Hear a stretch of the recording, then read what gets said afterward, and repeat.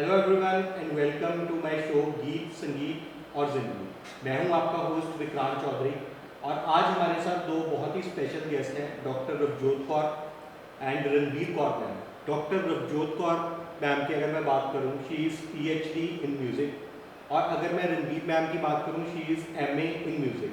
तो आज जो हमारा पॉडकास्ट है बहुत ही सुरीला होने वाला है।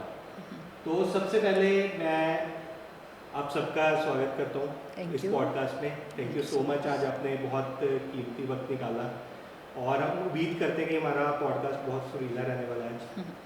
तो मैम, आप 2000 में सारेगामा के विनर रहे हैं जी। तो क्या आपकी, जब आप वो विनर हुए उस शो के, तो वो वाली जर्नी क्या आपकी इस पीएचडी इन म्यूज़िक के साथ ये इंटरलिंक्ड है, या फिर आपने बचपन से सोचा था कि मैं अगर जाऊँगी कुछ करूँगी तो इसी फील्ड में?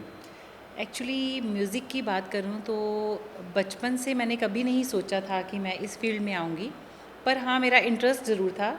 But I was in medical field. तो जब मेरे फादर एक्सपायर हुए तो उनको बहुत ज़्यादा इंटरेस्ट था।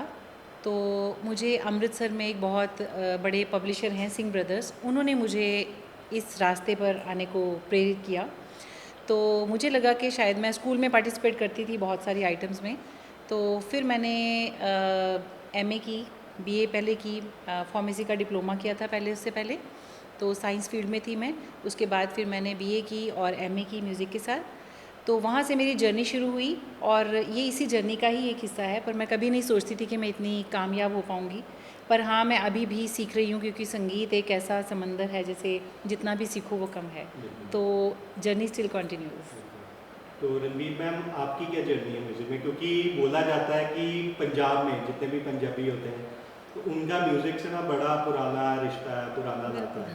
तो क्या बीइंग पंजाबी होने के कारण आपने म्यूज़िक को चूज़ किया कि एक पर्टिकुलर कुछ फैमिली की तरफ से पुश था या खुद का इंटरेस्ट था? तो आपकी जर्नी कैसे शुरू हुई इस फील्ड में?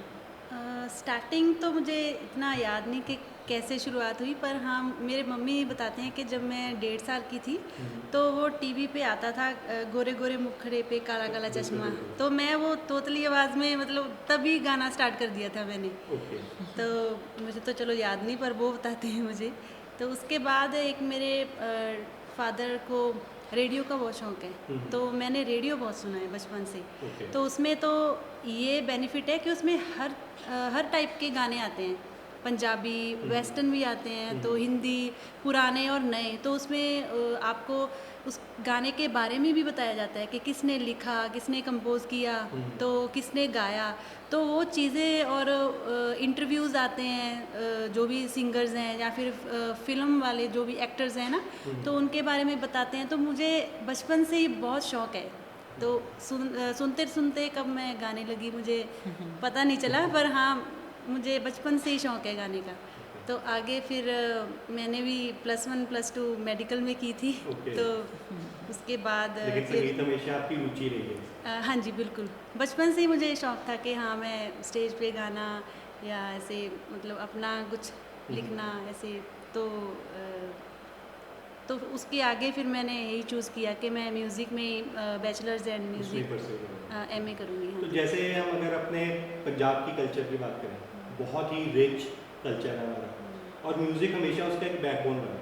अगर मैं बात करूँ कि the journey started with the folk music, हमेशा हर कोई फोक म्यूज़िक पंजाब, जब पंजाब की बात होती है ना तो सबसे पहले यहाँ के जायके बाद में आते हैं दिमाग में, जहन में, लेकिन यहाँ का फोक म्यूज़िक पहले जहन में आता है। लेकिन विद टाइम पॉपुलैरिटी हमारी उतनी बड़ी होगी विद टाइम। मैंने देखा है कि not only nationally but internationally अगर सबसे ज़्यादा कोई बीट्स लोग सुनते हैं, पसंद करते हैं, जिस पे झूमते हैं, वो पंजाबी है। लेकिन ये जो जर्नी है हमारी फोक म्यूज़िक से लेके उसके बाद रैप तक की, और फ्यूजन्स आए, बहुत सारे तरह के म्यूज़िक आए, तो इसमें आपको लग रहा है कि कहीं ना कहीं जो हमारा फोक म्यूज़िक है, फोक म्यूज़िक कहीं ना कहीं वो छुप रहा है या फिर कहीं पीछे रह रहा है? मैं ज़रूर इस बात का जवाब देना चाहूँगी। एक्चुअली जो लोक संगीत है ना, वो लोगों का संगीत है, वो हमारी मट्टी से जुड़ा हुआ है, हमारी ज़मीन से जुड़ा हुआ है। ये जो पॉपुलर म्यूज़िक है या फ्यूजन है, इसकी उम्र बहुत कम होती है। बेस उसका जो है वो फोक ही है। तो मैंने जब पीएचडी की तो मैंने पंजाब के एक बहुत महान गायिका हैं गुरमीत बाबा जी, उनके ऊपर मेरी सबसे पहली पीएचडी थी। तो उनका उनसे जब मिलना हुआ मेरा, उनसे इंटरव्यूज़ की मैंने, और बहुत सारे और भी फोक आर्टिस्ट हैं उनके साथ इंटरव्यूज़ की।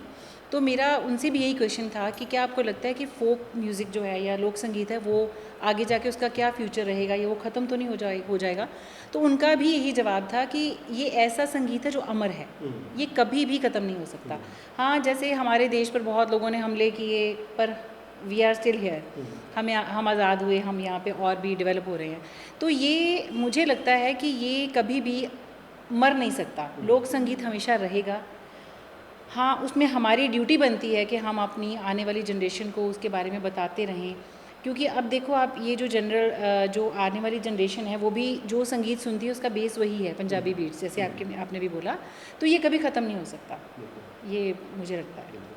बहुत अच्छी बात बोली आपने। तो मैम, जैसे अगर मैं आपसे बात करूं कि जो जेनजी बोलूँ या उससे पहले वाली जनरेशन है, अक्सर देखा जाता है कि अगर वो दिन में 10 ट्रैक सुनते हैं तो बीच में से गलती से बोलो, या जैसे शफलिंग होती है, अगर मैं पर्टिकुलर स्पॉटिफाई की बात करूँ, तो अगर बीच में फोक म्यूज़िक आ जाए तो कहीं ना कहीं it is a cherry on the cake. तो आपको लगता है कि जो जेनजी है या उससे पिछली जनरेशन है, being assistant professor in this field, तो आपको लगता है कि ये पुश करने की ज़रूरत है, अगर यूथ को इसकी तरफ पुश किया जाए तो अपने कल्चर की तरफ और थोड़े इंक्लाइन होंगे, और हो सकता है कि जहाँ वो सिर्फ एक ट्रैक सुन रहे हैं हमेशा गलती से ही 10 में से, तो हो सकता है कि वो 7 आउट ऑफ 10 वो सुनने लग पड़े। तो कहीं ना कहीं आपको लगता है कि कुछ ऐसी चीज़ें की जानी चाहिए? मेरे ख्याल से जैसे जेनजी आप बता रहे हो कि वो सुनते हैं, पर वो सुनते हैं, वो भी अच्छे गाने सुनते हैं। जैसे आप रील्स देखोगे तो आजकल वो पुराने गाने गा गा कर ही रील्स बनाते हैं। हाँ, बस साउंड चेंज हो गया, जैसे माइक चेंज हो गया, माइक सेंस वो हमें जैसे कंडेंसर माइक मिल गए अब, है ना। तो उसमें सिंगिंग स्टाइल थोड़ा सा सॉफ्ट भी हुआ है उसके हिसाब से।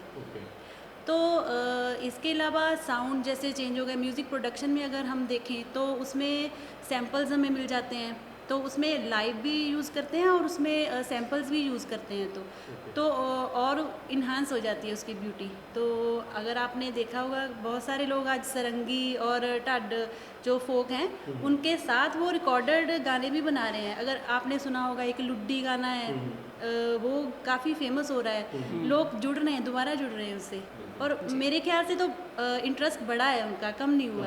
हाँ, तो मैम, जैसे अगर मैं बात करूँ, हम कुछ पर्टिकुलर जगह की बात कर रहे हैं, जैसे अमृतसर में साडा पिंड है, जलंधर में रंगला पंजाब है, यहाँ पे आज की डेट में भी हर तरह की कैटेगरी के लोग आते हैं, डिफरेंट स्टेट से आते हैं, इवन कुछ अलग अलग कंट्रीज से भी आते हैं।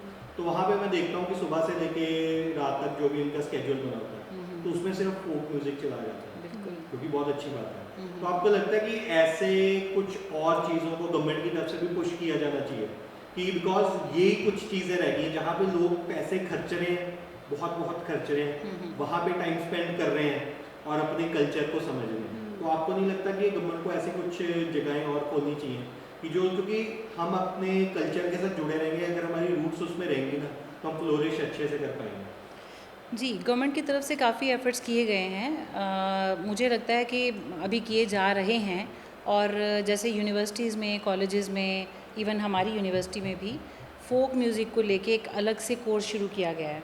तो ऐसे म्यूज़ियम बनाए गए हैं जिसमें लोक वाद्य जो हैं, लोक साज़ जिनको बोलते हैं, उनको डिस्प्ले किया गया है, ताकि हमारी जो आने वाली जनरेशन है वो वहाँ पे विज़िट करे। इवन बाहर से जो लोग आते हैं वो उन म्यूज़ियम्स को विज़िट करते हैं, और जो अब्रॉड से जो पीपल आते हैं उनको इंटरेस्ट होता है उसको देखने में, उसको सुनने में। आप जब जाते हो रंगला पंजाब या साडा पिंड, तो आप देखते हो वहाँ पे बहुत सारे फॉरेनर्स हैं, वो हमारे फोक म्यूज़िक को बहुत अच्छे से सुनते हैं। और ये मुझे लगता है कि ऐसे कुछ म्यूज़ियम्स, ऐसे कुछ कोर्सेज़ जो हैं वो और शुरू किए जाने चाहिए, ताकि फ़ोक से और बच्चे जुड़े। यही एफ़र्ट्स मेरे ख्याल से किया जाना चाहिए। और सेकेंडली, जो हमारे लोक कलाकार हैं उनके लिए ज़रूर गवर्नमेंट को कुछ करना चाहिए, जो आगे बढ़ा रहे हैं फोक म्यूज़िक को, क्योंकि उनका जो है वो जो परफॉर्म करते हैं उनको वो उस तरह से ऑनर नहीं किया जा रहा जैसे करना चाहिए। एक्युलेट्स नहीं मिल रहे हैं, पुश नहीं Yes. किया जा रहा है, हाँ। लोगों को पता नहीं लग रहा है कि दीज आर द पीपल जी। Who are the like saviour of our culture. जी जी जी जी। तो मैम आपसे एक क्वेश्चन है मेरा कि जैसे मैं कुछ बॉलीवुड मूवीज़ की बात करूं, जैसे एक एमी विर्क की आई थी चांद सिक्का, उसके बाद बॉलीवुड में भी जो लेजेंड रहे हैं चमकीला दो, वो काफ़ी कंट्रोवर्सीज में रहे हैं, उनके ऊपर इम्तियाज़ अली सर ने मूवी बनाई है जिसमें दिलजीत दोसांझ सर पिक्चराइज हुए हैं। तो आपको लगता है कि बॉलीवुड को भी थोड़ी उनकी कुछ ड्यूटीज़ रहनी चाहिए? क्योंकि हमारे देखो हमारी कंट्री में डेमोक्रेटिक कंट्री, आप रोक नहीं सकते हो, अगर कुछ किसी भी तरह का टैलेंट है वो दिखाना चाहता है तो दिखाते हैं। और हमारे सॉन्ग में बहुत सारी गन कल्चर दिखाया जा रहा है, गैंग कल्चर दिखाया जा रहा है, लेकिन ये कुछ ऐसी बॉलीवुड की मूवीज़ हैं, कुछ अच्छे सॉन्ग्स भी आ रहे हैं। तो ये चीज़ों को हम डिलिमिटेशन तो नहीं लगा सकते, लेकिन इनको पुश जरूर किया जा सकता है। तो क्या आपको लगता है कि ये एक अच्छा स्टेप रहेगा हमारे कल्चर को और फ्लोरिश करने के लिए? हाँ सर, बिल्कुल ये अच्छा स्टेप है कि ऐसी और मूवीज़ बननी चाहिए। जैसे एक मूवी आई थी, उसमें काफ़ी पुराने ऐसे फोक स्टाइल के गाने थे, बाजरे दा सिट्टा और बाजरे दा सिट्टा, ऐसे कुछ और भी गाने थे उसमें, मुझे फ़िलहाल याद नहीं आ रहे, 3-4 गाने उसमें थे। तो वैसी मूवीज़ और बननी चाहिए जिसमें फोक रंग हमारा दिखे। हाँ, तो पुराने स्टाइल की चलो आ तो नहीं है, तो उसमें और वैसे ही गाने आए तो और भी अच्छी बात होगी, क्योंकि तो हमारी मैम नई मैंने देखा जनरेशन है में सुने। कि आप दोनों की मैंने बहुत सारी रील्स देखी हैं आजकल इंस्टाग्राम पे, काफ़ी वायरल हो रही है। तो उसमें बहुत अच्छा फ्यूजन कर रहे हो, आप गिटार प्ले करते हो और आपकी तो जो आवाज़ है दैट इज़ गॉड गिफ्टेड। तो क्या आपने जो ये स्टेप लिया है सोशल मीडिया को एक खुद की प्रेजेंस क्रिएट करने का, तो एक थोड़ा पर्सनल क्वेश्चन है कि क्या खुद की आपने ब्रांडिंग के लिए शुरू किया है, या आप चाहते हो कि जो यंग जनरेशन है वो देखे कि हाँ this could be one way कि आप अपनी प्रेजेंस भी बना सकते हो, रीच भी अच्छी लेके आ सकते हो, एंगेजमेंट भी कर सकते हो और अपने कल्चर के साथ जुड़े भी रह सकते हो? उसके पीछे का रीज़न क्या है? इसका रीज़न कोई ब्रांडिंग नहीं है, इसका रीज़न यही है कि आने वाली जनरेशन को इन गानों के बारे में बताया जाए कि हमारा लोक रंग क्या है। अब जो मोस्टली हम गाने चूज़ कर रहे हैं वो हमारी पंजाब की कोयल के नाम से जाना जाता है, जिनको सुरिंदर कौर जी के गाने, उनको हम चूज़ कर रहे हैं। तो ज़्यादातर वही गाने हम गा रहे हैं, और भी ऐसे आगे कोशिश करेंगे कि कंटिन्यू रखें कि ऐसे गाने चूज़ करें जो बच्चे बहुत शौक से सुन रहे हैं, और जिस प्यार तरह मिल रहा है हाँ जिस तरह से उसको प्यार मिल रहा है, जिस तरह से वो ट्रेंड में जा रही हैं, बिल्कुल जा रही तो है। उससे मैं आपको बताना चाहूँगा कि मैंने यहाँ आपके पॉडकास्ट करने से पहले मैंने देखी आपकी रील्स, तो उसमें सुरिंदर कौर जी ने खुद अपने ऑफिशियल अकाउंट से उस पर कमेंट भी किया है, और आपकी उनकी जो बेटी रील हैंडल है करते हैं उसको उनकी। उन्होंने स्टोरी भी लगाया है। जी, और मैंने 2000 में जब सारेगामा में पार्टिसिपेट किया था, तो मेरा सबसे पहला वो एक कॉन्सर्ट था, कह लो कंपटीशन था कह लो, तो उसमें उनकी बेटी डॉली गुलेरिया जी वही वहाँ जज बन के आई थी। तो वो मुझे वही वहाँ पे कॉम्प्लीमेंट करके गई थी कि आपने जितने भी गाने गाए वो फोक थे। तो मुझे बचपन से यही शौक़ रहा है कि मैं फ़ोक को गाऊं, फ़ोक को ही आगे लेके जाऊं। तो ये जो हम आजकल कर रहे हैं, ये जो रील्स बना रहे हैं, ये इसका मोटिव यही है कि हम फ़ोक को आगे लेके जा सकें। तो आज का रील्स की बात की है, इंस्टाग्राम की बात की है, तो मैं ये चाहूँगा कि आप हमारे ऑडियंस के लिए एक प्यारा सा सुरीला सा एक ऐसा गाना सुनाएं, क्योंकि बोला जाता है कि जो म्यूज़िक है ना उससे लोग झूम उठते हैं, लेकिन जो फोक म्यूज़िक है उससे जो हमारी रूह होती है ना उसको सुकून मिलता है। बिल्कुल। तो वो कुछ सदाबहार ऐसी है। 2-4 लाइनें हो जाए हमारे ऑडियंस के लिए, और आपका कॉम्बिनेशन तो आजकल छाया हुआ एकदम वायरल चल रहा है इंस्टाग्राम पे। ये भी हमने बस बैठे बैठे सोचा एक दिन कि चलो गाना गाते हैं, तो पहली बार गाया तो बड़ा अच्छा लगा। तो फिर जब प्यार मिला सबका तो हमने सोचा कि वाई नॉट। ये तो आज तो मैम एक गाना तो बनता है यहाँ पे। जी, हम सुरिंदर कौर जी का ही एक गीत, वो आने वाले टाइम में शायद आपको एक रील में भी मिलेगा। तो बचपन से वैसे मैं गाती रही हूँ, तो उसी को गाने का प्रयास करेंगे आज। जुत्ती कसूरी पैरी ना पूरी, जुत्ती कसूरी पैरी ना पूरी, हाय रब्बा वे सानू तुरना पिया, हाय रब्बा वे सानू तुरना पिया, जिन्ना राहां दी मैं सार ना जाना, जिन्ना राहां दी मैं सार ना जाना, ओ निराही वे मैनू मुड़ना पिया, हाय ओ निराही वे मैनू मुड़ना पिया सौरे पिंड दियां लम्मियां वाटां बड़ा पुआड़ा पै गया सौरे पिंड दियां लम्मियां वाटां